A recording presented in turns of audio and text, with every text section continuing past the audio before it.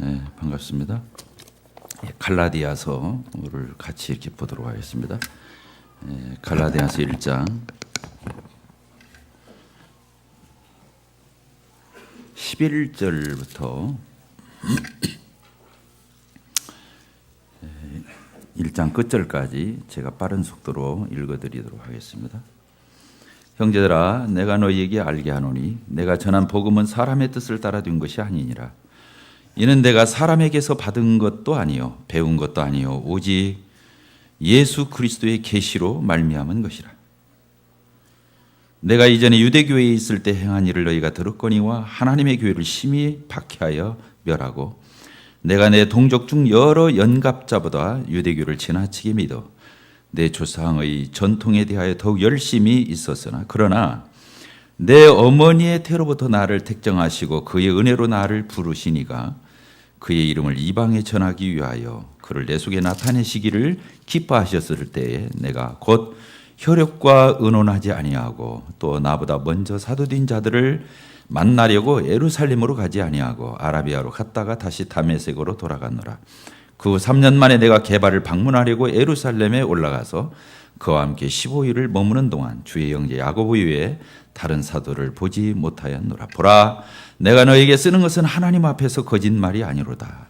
그 후에 내가 수리와 길리기아 지방에 이르렀으나 그리스도 안에 있는 유대의 교회들이 나를 얼굴로는 알지 못하고 다만 우리를 박해하던 자가 전에 멸하려던 그 믿음을 지금 전한다함을 듣고 나로 말미암아 하나님께 영광을 돌리니라. 오늘은 이 갈라디아서를 통해서 계속 말씀을 드리겠습니다. 이 바울 사도는 이 갈라디아서를 쓰면서 굉장히 거룩한 이 분노를 가지고 그 사랑하는 갈라디아 교회 성도들에게 마치 참 굉장히 험악한 태도로 예의도 다 갖추지 않고 인사말 하면서도 격려 한마디, 칭찬 한마디, 뭐 이런 덕스러운 말 한마디 하지 아니하고 저주를 받아야 한다고. 갈라디아 교회 성도들이 저주를 받는 것이 아니고 거짓 복음, 다른 복음을 전하는 자들은 하나님 앞에서 저주를 받아야 된다고 이렇게 선포하면서 굉장히 격앙된 이런 태도를 이렇게 보이고 있습니다. 바울 사도가 여기에서 분노하고 격앙되어 있고 이렇게 불쾌해하는 것은 그 자신에게 잘못했기 때문에 자신이 언짢아서 그렇게 하는 것이 아니라 하나님께서 바울 사도에게 맡겨주신 이 복음을 변질시키고 훼손시키고 무너뜨리는 그런 자들을 향해서 그리고 그런 말에 쉽게 넘어가 버린 이 갈라디아 교회 성도들을 향해서 이렇게 참 그 자신의 어떤 마음의 상태를 표현하고 있는 거라고 이렇게 보여집니다.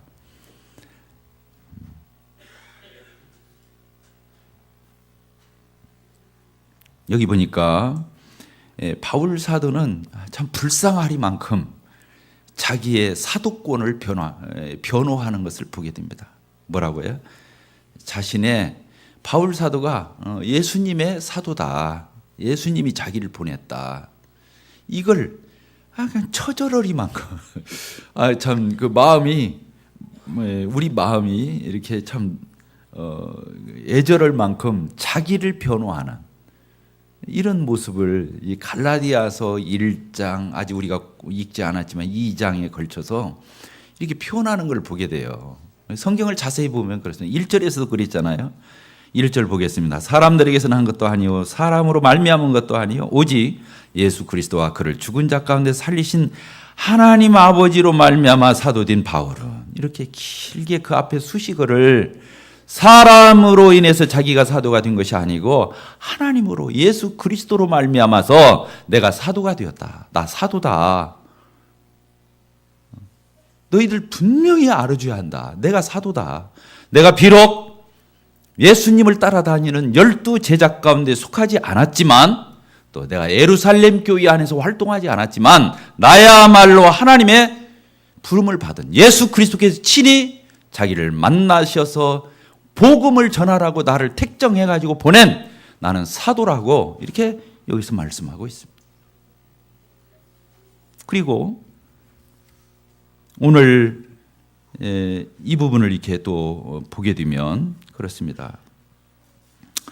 10절에서도 이렇게 표현했습니다. 이제 내가 사람들에게 좋게 하랴 하나님께 좋게 하랴 사람들에게 기쁨을 구하랴 내가 지금까지 사람들의 기쁨을 구하였다면 그리스도의 종이 아니니라.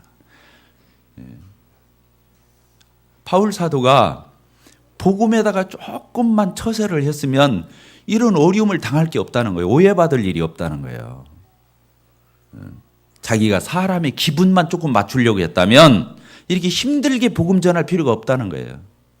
그러나 자기는 사람에게 부름을 받은 자가 아니고 하나님과 우리 주 예수 그리스도로 말미암아 부름을 받은 자이기 때문에 그 일에서는 결단코 자기는 타협할 수 없다고 이렇게 표현하는 것입니다. 오늘 우리가 읽은 본문 11절에서 이렇게 보게 되면 여기에서도 자기가 전하는 복음이 어떤 것인가에 대해 설명하고 있습니다. 형제들아 내가 너에게 알게 하노니 내가 전한 복음은 사람의 뜻을 따라 된 것이 아니다. 이는 내가 사람에게서 받은 것도 아니고 배운 것도 아니고 오직 예수 그리스도의 계시로 내가 복음을 가지고 있다. 이렇게 말하고 있습니다. 3번이나 합니다. 아까는 사람을 기쁘게 할 거냐 하나님을 기쁘게 사람의 기쁨을 구한다면 자기가 하나님의 종이 아니라고 이렇게 표현한 이 바울 사도가 이제는 자기는 사람의 뜻으로 된 게 아니라 사도가 되고 지금 이 복음을 전하는 이 내용이 이 복음의 진리가 사람으로 말미암은 게 아니라는 거예요. 사람에게 기원을 둔 게 아니라는 거예요. 사람이 어떤 아이디어로 연구해서 이렇게 하면 하나님 앞에 갈 수 있겠구나 하고 사람이 그걸 창안해내거나 발명해내거나 사람에게 기원을 둔 게 아니라고 이렇게 표현하고 있어요. 사람의 뜻을 따라 둔 것이 아니라. 더 나아가서 내가 사람으로부터 받은 것도 아니고 사람으로부터 배운 것도 아니라고 이렇게 그렇게 말하고 있습니다.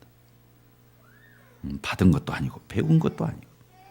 왜 그러냐면 이 거짓 교사들이 갈라디아 교회에 들어왔던 이 거짓 교사들 예수 그리스도를 믿어라. 맞다. 예수 그리스도를 믿어야 구원받아. 그러나 그것만 가지고는 부족하다. 너에게 선행이 있어야 된다. 행위가 있어야 된다. 율법을 지켜야 한다. 계명을 지켜야 한다. 할례를 받아라. 날짜를 구분해서 지켜야 되고 먹을 것을 가려 먹어야 되고 이러한 것들을 섞어서 지켜야 그래야 너희들의 구원이 확고해지고 그 구원이 분명해질 거라고 이렇게 말한 거짓 선지자들이 바울 사도를 무너뜨리기 위해서 한 것이 너는 사도가 아니지 않느냐. 바울 사도는 사도가 아니었다. B급이었다. 이류였다. 이류급이었다. 왜? 그는 예수님의 12자제도 안 했을 뿐만 아니라 예루살렘에서 인정받은 사람도 아니었고 더 나가서 그가 예루살렘에 가가지고 제자들 몇 번 만났는데 그 사람들한테 조금 조언 좀 듣고 조금 귀동냥 좀 하고 아는 체를 하고 지금 저렇게 돌아다니는 거지. 바울 사도가 뭘 알겠느냐. 예수님의 제자들 베드로를 위시해서 그 제자들은 다 3년 6개월 동안 예수님을 따라다녔고 동행했고 삶을 공유했고 모든 것을 예수님으로부터 다 직접 했다. 바울 사도 한 번도 예수 만난 적 없다. 그 사람 하루도 따라다닌 적 없다. 그 사도들에게 조금 얻어들은 거 그거 가지고 지금 바울 사도가 자기 나름대로 만드는 복음을 저렇게 전하고 다니는 것이지 바울 사도의 복음은 하자가 있다. 어떻게 예수 그리스도를 믿어서만 구원을 받겠느냐. 할례를 받아야 된다. 할례를 받게 됐을 때 율법을 지키고 계명을 지키고 유대인의 전통을 지키고 이런 것들을 같이 아우러져서 하나님 앞에 그렇게 잘 균형 있게 했을 적에 구원을 받는 것이지 예수님을 믿는 것만 가지고 의롭다함을 얻고 구원받을 수 있는 것이 아니다. 이렇게 말한 거예요. 그러니까 바울 사도가 거기에 변명을 하는 거예요. 이게 내가 전하는 복음 사람으로 말미암은 게 아니야. 누가 나한테 이걸 전해준 것도 아니야. 이걸 누가 나한테 전수해 준 것도 아니고 누가 나를 가르쳐 줘서 내가 이렇게 복음을 전하고 다니는 게 아니라고 이렇게 분명히 그리고 자기가 전하는 이 복음이야말로 하나님께서 직접 예수 그리스도로 말미암아 자기가 계시를 받아서 이 복음 십자가의 도 예수 그리스도를 믿음으로 그렇게 받는 이 놀라운 진리를 전하는 거라고 이렇게 말하고 있는 것입니다. 거기 그렇게 써 있잖아요. 오직 예수 그리스도의 계시로 말미암은 거다. 바울 사도가 그리스도인들을 죽이려고 핍박하려고 다마스커스로 가다가 그 길에서 대로에서 예수님을 만났어요.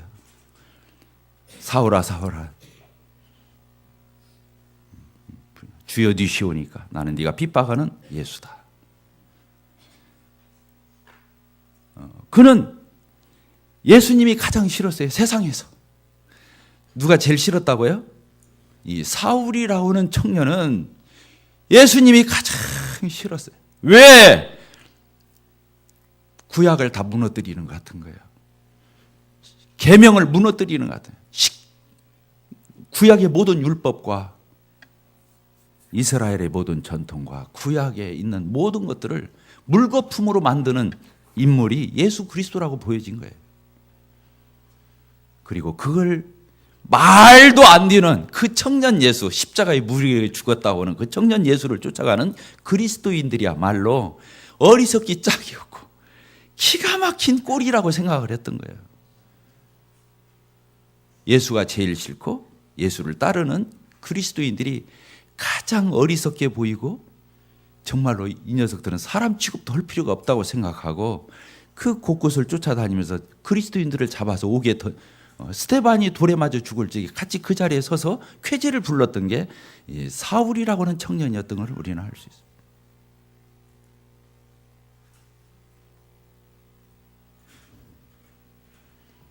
그는 바리새인이었습니다. 자기는 이스라엘 사람 중에 이스라엘이고 율법사였고 가말리엘 문화에서 자기는 율법에 정통했던 사람이고 하나님의 말씀대로 정말로 철두철미하게 그 구약의 율법의 계명에 유대교의 전통에 완전히 올인했던 이 사울이었다고는 참. 그런데 그 다메섹에서 예수님을 만났습니다. 그가 변화되었습니다. 아, 내가 오해했구나. 내가 착각했구나. 하나님이 예수 그리스도를 메시아로 그리스도로 얼마 전에 십자가에 죽고 부활하셨다고 저 예수 그분이 나타나셔서 자기를 보여주신 거예요. 만나주신 거예요. 바울이 변화됐어요. 아, 자기가 예전에 살던 그 방식으로는 하나님 앞에 의롭다함을 얻을 수가 없구나.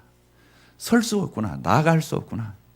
오로지 예수님의 십자가의 보혈의 피만이 예수님만이 하나님 앞으로 이끌 수 있는 유일한 길이구나. 이걸 발견했던 바울이었어요.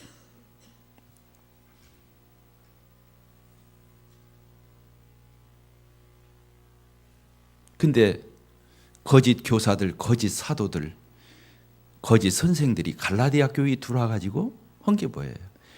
예수님 믿으라고 했어요. 그러나 그것 갖고는 부족하다는 거예요. 그러니까 바울이 유대교에 있었을 적에 했던 것들을 더해야 구원이 온전해질 거라고 말하는 그들의 말이 이 바울 사도는 속이 뒤집어지는 거예요. 뒤집어지는 거예요. 왜? 내가 유대교에 있었을 때 나 다 해봤거든.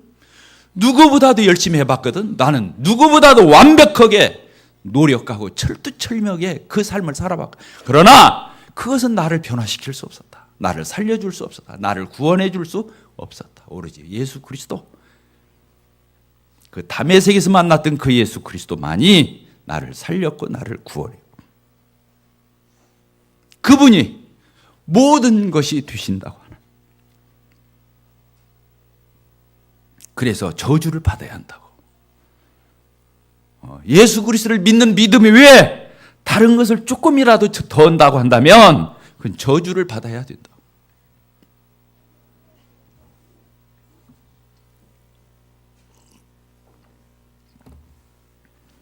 그렇습니다. 예수 그리스도께서 우리를 위해서 십자가의 그 고난을 받으시고 피 흘려 희생하셔서 구속의를 성취하셨습니다.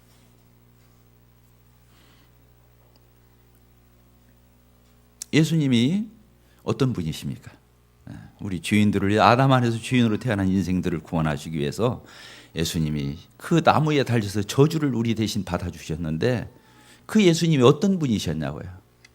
우리 히브리서 1장을 제가 읽어드리도록 하겠습니다. 히브리서 1장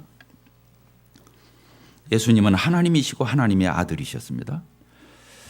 1장 1절 옛적의 선자들을 통하여 여러 부분과 여러 모양으로 우리 조상들에게 말씀하신 하나님, 이 모든 날 마지막에는 아들을 통하여 우리에게 말씀하셨으니 이 아들을 만유의 상속자로 세우시고 또 그로 말미암아 모든 세계를 지으셨느니라. 이는 하나님의 영광의 광채 그 본체의 형상이시라. 그의 능력의 말씀으로 만물을 붙이시며 주를 정결케 하는 일을 하시고 높은 곳에 계신 지극히 크신 이의 우편에 앉으셨느니라.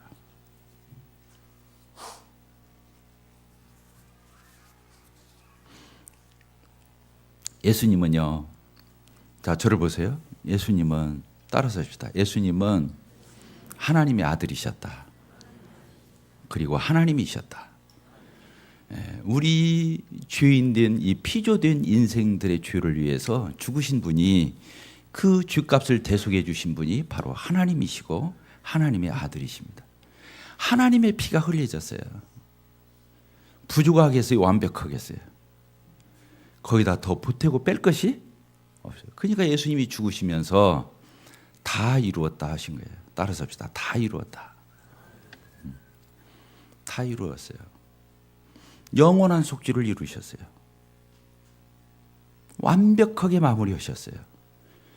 거기에 인간의 노력, 아까 할례 받는 거 있잖아요. 남자아이가 태어난 지 8일 만에 생식기 끝을 그 날카로운 흉기로 그 더러운 표피를 잘라내는 걸 할례라고 그래요. 육체의 모양을 내는 거예요. 육체다 생식기 끝에다 포경수술을 했다는 거예요. 나는 아브라함의 자손이야. 나는 포경수술 받았어. 하나님이 나 의롭다고 하실 거야. 나 인정해 줄. 나 아브라함 자손이거든. 포경수술 받아. 나 할례 받았어. 육체의 모양을 내는, 사람 모양을 내는 거예요. 사람이 드러나는 거예요. 사람이 뭘 했다는 거예요. 또 사람이 날짜 지키고 안식일 지키고 절기 지키고 음식 가려 먹고 하나님의 명령과 율법을 하나하나 지켜가지고, 그래서 그럴듯하게 보인다는 거예요. 하나님이 이루신 그 완벽한 구원에 인간의 어떤 노력이나 선행이나 인간의 됨됨이나 인간의 어떤 행위를 먼지만큼이라도 더한다면 예수 그리스도의 구속사역은 불완전하다는 것을 역설하는 것이기 때문에 안 되는 것입니다. 주의를 지키는 것이 왜 나쁘겠어요? 안식일을 지키는 게 왜 나쁘겠어요? 율법을 지키고 십계명을 지키고 할례를 받고 하나님께서 말씀하신 구약의 모든 것들을 하나님 앞에 하는 것들이 왜 나쁘겠습니까? 그러나 그것을 구원의 어떤 근거로 의지하게 된다면 그건 예수 그리스도가 하나님이시며 하나님의 아들이심을 부인하는 것이고, 그분의 대속사역이 완전하지 않다고 하는, 불완전하다고 하는, 거기에서 토를 다는 것에 불과하기 때문에 그렇습니다. 자, 저를 보십시오. 예수님이 다, 하나님이 인간의 죄를 위해서 하나님이 피 흘려 죽으셨어요. 피조물들의 죄를 위해서 창조주가 피 흘려 희생하셨어요. 다 끝내셨어요. 근데 거기다 뭘 더 한다는 거예요? 그걸로 족하지. 구원은 하나님께 있어요. 따라합시다. 구원은 하나님께 있다. 사람이 사람을 구원하면 사람이 하나님이죠. 말이 설기고 어렵네요. 사람이 조금이라도 자기 구원에 기여할 수 있다고 한다면 사람은 이미 사람이 아닌 거예요. 왜? 자기가 자기를 구원하잖아요. 좋은 일 좀 했잖아요. 11조 좀 바쳤잖아요. 하나님 앞에 좀 뿌듯한 일 좀 했잖아요. 그렇게 해서 우리의 구원이 완전해진다고 한다면, 보충이 된다고 한다면, 그건 우리가 하나님 자리에 서는 것입니다. 내가 나를 구원하기 때문에 내가 하나님이 되는 것입니다. 그래서 저주를 받아야 되는 것입니다. 행위로 조금이라도, 먼지만큼이라도, 머리카락만큼이라도 내 행위가 기여가 되어야, 보태어져야 구원을 받을 수 있다고 한다면 십계명 1계명을 어기는 것과 같은 것입니다. 그건 자기가 자기를 믿는 것이 되기 때문에 자기가 자기를 섬기는 게 되기 때문에 그렇습니다. 결단코 그럴 수 없습니다.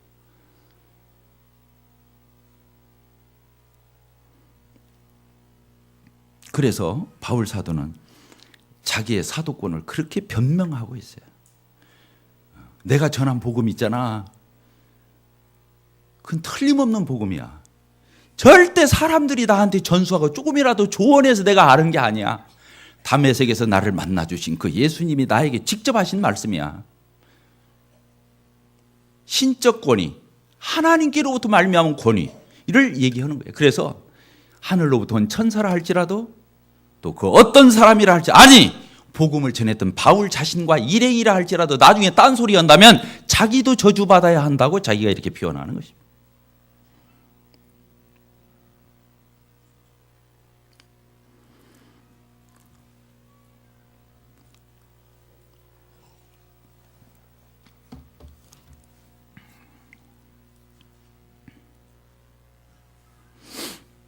저는 우리 가운데 정말로 복음이, 우리 형제 자매님들 저를 포함해서 다 이 복음이 희석되지 않게 되기를 바랍니다.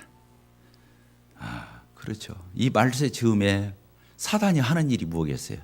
복음을 훼손하는 거예요. 희미하게 하는 거예요. 흐트러뜨리는 거예요.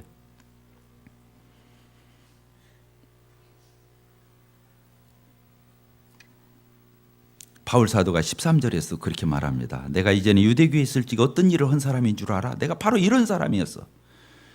내가 유대교를 14절에 보게 되니까 내 동족 중에서 그 연갑자들보다 나는 유대교를 정말로 지나치게 믿었고 내 조상의 전통에 대해서는 나를 따라올 사람이 없었다. 이렇게 표현하고 있어요. 그런데 자, 저를 보세요. 그런데 갈라디아 그리스도인들은 다 이방인들이었어요. 하나님도 모르고 율법도 없고 계명도 없고 할례가 뭔지도 모르고 아무것도 모르고서 예수 그리스도의 복음을 듣고 십자가의 도를 듣고 그들이 구원을 받았고 의롭다함을 얻었습니다. 근데 거짓 교사들이 들어와서 유대인들이 하는 일들을 너희도 해야 너희들이 하나님의 백성이 될 수 있다고 말하는 것입니다. 이방인들을 갖다가 다시 유대인으로 만드는 것이에요. 따라서 합시다. 이방인을 유대인처럼 만드는 짓이다. 유대인들도 아브라함 때부터 혈통을 따라서 선민이고 율법과 계명을 철저히 지켜오던 그들도 다 못 지켰다니까요. 안 됐다니까요. 짐스럽고 종살이하고 그렇게 힘들게 하고 왔는데 하나님도 모르고 아무것도 모르는 이방인들이 어떻게 유대인처럼 살 수 있겠느냐는 거예요. 그렇게 왜 만드느냐는 거예요. 안 된다는 거예요. 이방인은 이방인대로 하나님이 받으시고 구원하실 거니까 거기다 유대인화 하지 말아라, 이 말이에요.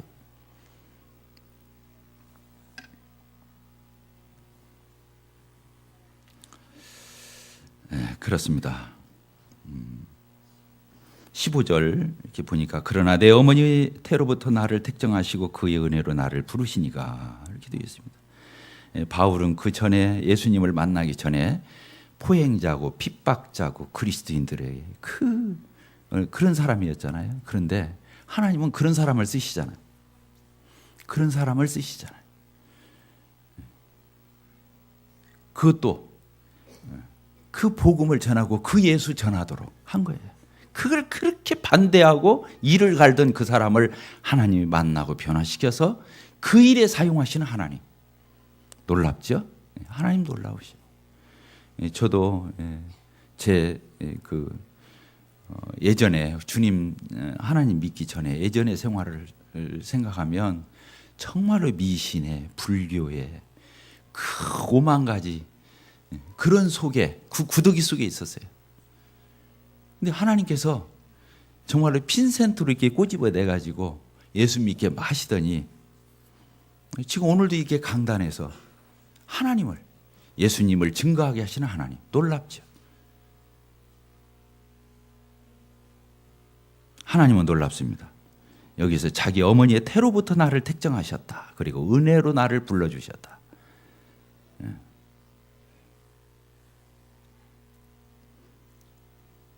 그리고 이 바울 사도에게 특별히 하나님께서 이방인들에게 복음을 전하기 위해서 바울 사도를 보냈다고 하는 놀라운 일인 것입니다.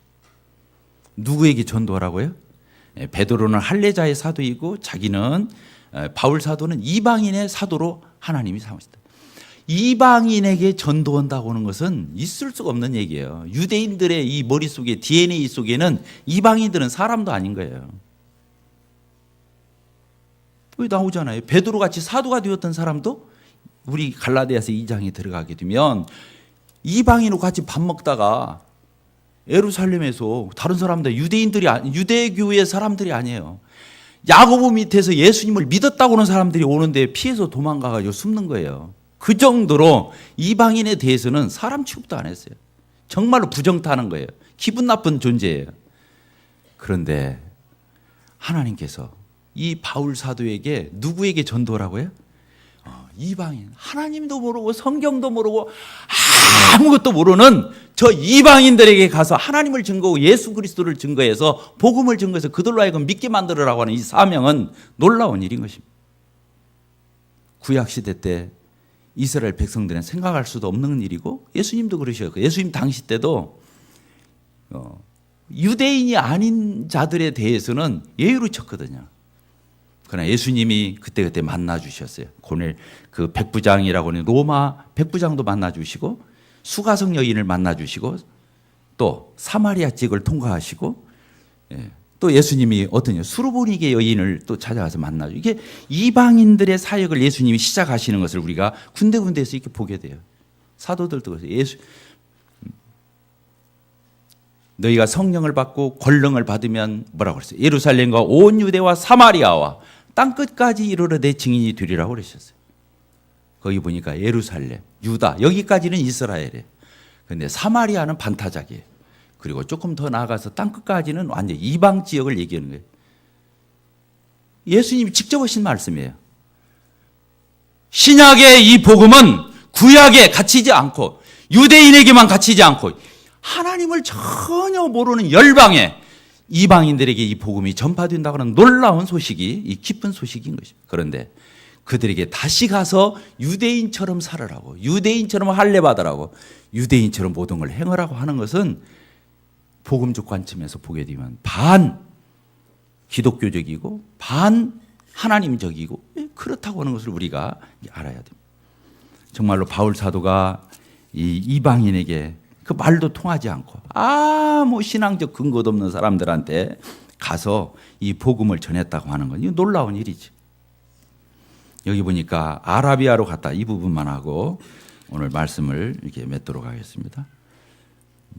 17절 복음을 깨닫고 난 뒤에 또 나보다 더 먼저 사도된 자들을 만나려고 예루살렘으로 가지 아니하고 아라비아로 갔다가 다시 다메섹으로 돌아갔노라 이렇게 되어 있습니다.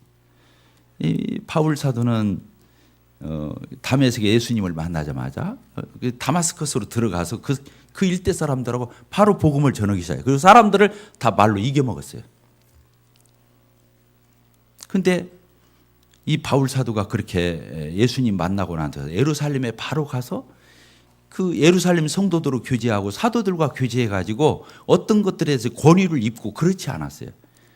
이 바울 사도는 아라비아로 갔다고 성경에서 말해요. 아라비아가 뭐예요? 광야예요. 사막에 가서 3년을 있다 왔어요.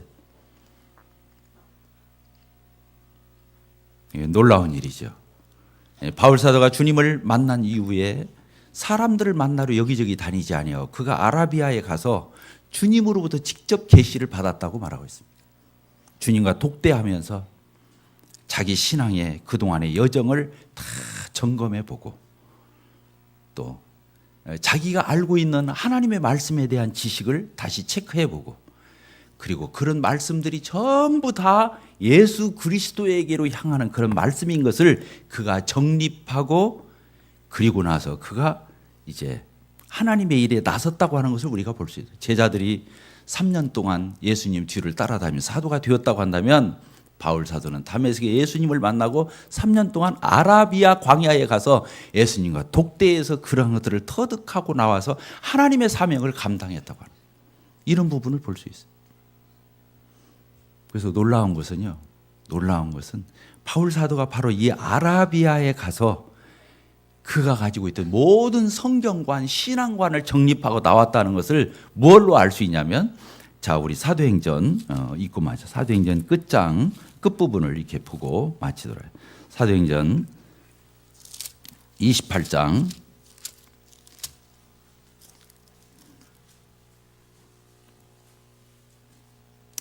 23절.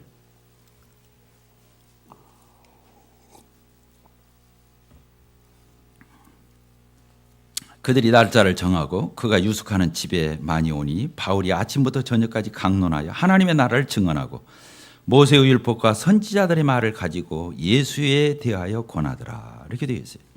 여기 보니까 바울 사도기 마지막 이게 감옥에 로마 감옥에 갇혔을 적에 마지막 사역이에요. 전도 사역이에요. 로마에서 갇혀 있거든요. 그래서 사람들 얼마든지 드나들 수 있는 그런 감옥이었는데 그때 사람들이 올 때마다 구약에 있는 모든 성경을 가지고 어떤 일을 하셨다고 되어 있어요. 모세의 율법, 선지자들의 말을 가지고 예수님에 대한 말씀으로 다 풀어서 줬다는 거예요. 또 30절 이렇게 보게 되면 바울이 이 로마 감옥에 2년을 있었어요. 바울이 온 이태를 자기 셋집에 머물면서, 이게 셋집이 감옥이에요.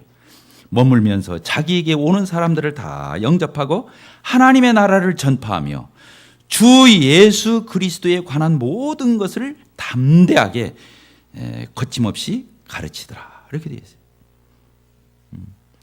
구약에 있는 모든 성경을 가지고 예수님에 대해서 다 풀어주는 놀라운 일을, 예수님이 엠마오로 가던 제자들에게 나타나셔서 구약 성경을 가지고 다 자기가 고난받고 부활하고 영광을 받으실 것에 대해 증거했을 때 제자들의 마음이 뜨거워졌던 것처럼 바울 사도가 아라비아에 가서 자기가 알고 있던 구약의 성경이 정통했던 그 율법에 대해서 다시 신앙을 다 가지런하게 체계 있게 예수 그리스도에게 모든 걸 보고, 그분이 바로 얼마 전에 오셔서 인간의 몸을, 하나님의 아드님이신 그분이 인간의 몸을 입고 오셔서 바로 그 고난을 받으시고 십자가에 희생하시고 부활하셔서 얼마 전에 승천하셨는데 바로 그 예수님을 자기가 다메섹에서 만난 그분이시고 그분의 사역에 그분을 증거하는 것이, 그 복음을 전파하는 것이 얼마나 놀라운 일인지에 대해서 이 갈라디아서를 통해서 증명하고 거기에서 이론이 없기를 바라는 이런 말씀으로 이렇게 전하고 있는 것을 보게 됩니다.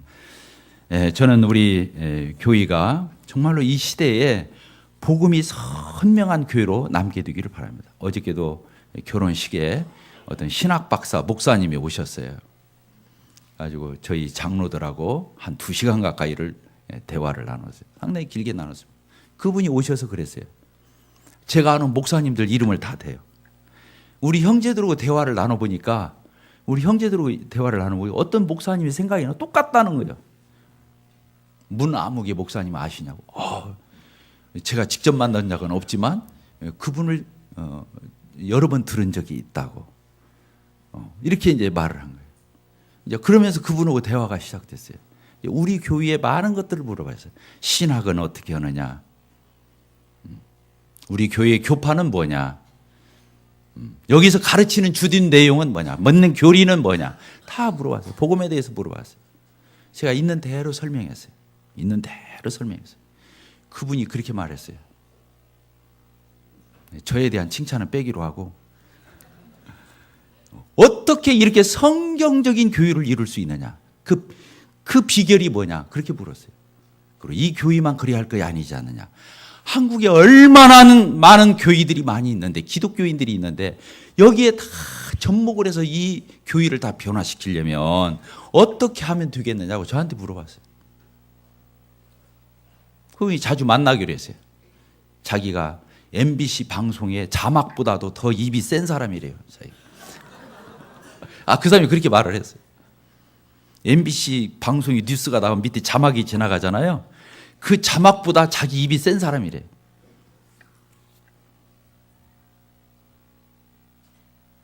그러면서 정말로 놀랍다.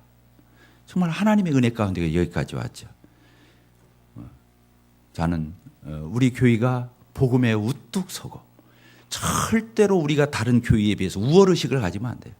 우월의식을 정말로 겸손하게 친절하게 하나님 앞에서 그런 모습으로 정말로 기독교계를 위해서 우리가 기도하고 한국의 모임을 위해서 기도하고 정말로 복음을 선명하게 전해주고, 그리고 복음 이후에 또 교회가 교회다워지고, 마지막 우리 찬양 드릴 때 이런 교회 되게 해달라고 그랬는데 정말로 그런 교회로 우리 교회가 하나님의 은혜를 이 시대에 충분히 누릴 뿐만 아니라 그런 시대적 사명을 감당하는 저희 교회가 되기를 바랍니다. 기도하고 마치겠습니다. 아버지 하나님, 감사와 찬양을 드립니다.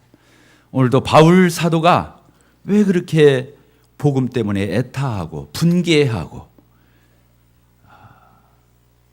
참 그렇게 노심초사했는지 오늘 저희들에게 하나님의 말씀을 통하여 들려주셔서 감사합니다.